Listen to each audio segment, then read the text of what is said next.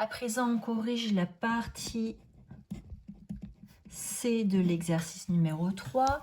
On nous dit que grand F, la fonction définie par grand F de x, égale moins 25x moins 125 exponentielle de moins 0,2x. On dit que grand F est une primitive de petit f sur l'intervalle 0,18. On me demande de calculer dans la question 1a, de calculer l'intégrale entre 0 et 10 de f de x dx. Donc, ce calcul d'intégrale, c'est égal à f de 10 moins grand f de 0.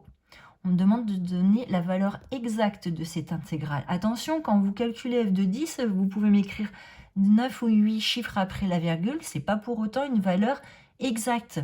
Je vous rappelle que votre calculatrice, elle est limitée au niveau de l'écran, au niveau des chiffres. Donc, si elle en a écrit 10, c'est qu'il y en avait sans doute encore plein derrière, mais qu'elle n'a pas eu la place de les écrire. Donc, quand je calcule f de 10, ça me donne moins 25 fois 10, moins 125, exponentielle de moins 0,2 fois 10. Ça me donne moins 250, moins 125, exponentielle moins 2.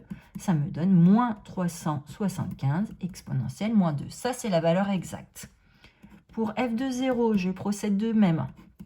Moins 25 fois 0, moins 125, exponentielle de moins 0,2 fois 0. La parenthèse me donne moins 125, exponentielle de 0, ça fait 1. Moins 125 fois 1, ça me donne moins 125. Maintenant, pour calculer mon intégrale, je fais f de 10, c'est-à-dire moins 375 exponentielle moins 2, moins 125, c'est-à-dire plus 125. Et ça, c'est la valeur exacte de cette intégrale. Et je ne peux pas aller plus loin. Je ne peux pas additionner moins 375 et 125 parce qu'il y a des priorités à respecter en mathématiques. Et là, je vous rappelle qu'il y a une multiplication entre ces deux nombres et en priorité à la multiplication. Je passe à la question 1b. On me demande de déterminer le nombre moyen de jouets vendus par jour durant la période des 10 premiers jours. La formule de la valeur moyenne, je vous rappelle, c'est 1 sur 10 moins 0, intégrale entre 0 et 10 de f de x dx. Donc 1 sur 10 moins 0, ça me donne 1 dixième, fois, et l'intégrale, on l'a calculée juste au-dessus, moins 375 exponentielle moins 2 plus 125. Surtout, je n'oublie pas de mettre les parenthèses. Je calcule ce nombre-là sur ma calculatrice et ça me donne environ 7,425. Attention, ça va être en milliers de jouets. Donc, je donne bien mon résultat avec une précision de 10 puissance moins 3 près. Donc, la valeur moyenne, c'est donc la valeur moyenne de jouets vendus par jour durant la période des 10 premiers jours est donc environ de 7425 jouets. Maintenant, je vais m'intéresser à la question numéro 2 qui vous a posé le plus de problèmes. Dans la question numéro 2, on avait fait une copie d'écran d'un logiciel. Donc, on va interpréter cette copie d'écran. Petit 1, on m'avait mis dériver et dériver une fonction. Donc ici, entre parenthèses, on m'a écrit une fonction. Et on m'a dit que de dériver cette fonction, ça me donnait moins exponentielle de moins 0,2x moins 1 cinquième de exponentielle de moins 0,2x facteur de moins x plus 5. Je vais donc m'intéresser à ce qui est écrit ici. Là. La fonction qui est écrite ici, dans cette parenthèse, c'est la fonction exponentielle de moins 0,2x facteur de 5 moins x. Je reconnais quoi ici? La fonction f' calculée dans la partie A, dans la partie B, excusez-moi. Donc ici, on me dit que quand je dérive f', j'obtiens ceci, Ça veut dire que ceci, c'est quoi? C'est la fonction f seconde de x. Maintenant, la forme proposée par le logiciel n'est pas la plus agréable. Donc, il a demandé, en deuxième consigne, de factoriser f seconde de x. Donc, grâce au logiciel, je sais que f seconde de x, c'est égal à x moins 10 sur 5 exponentielle de moins 0,2x. La méthode ici la plus simple pour faire le... Alors d'abord, quel est le lien entre f seconde et la question qui m'était posée? On me demande de déterminer la convexité de f.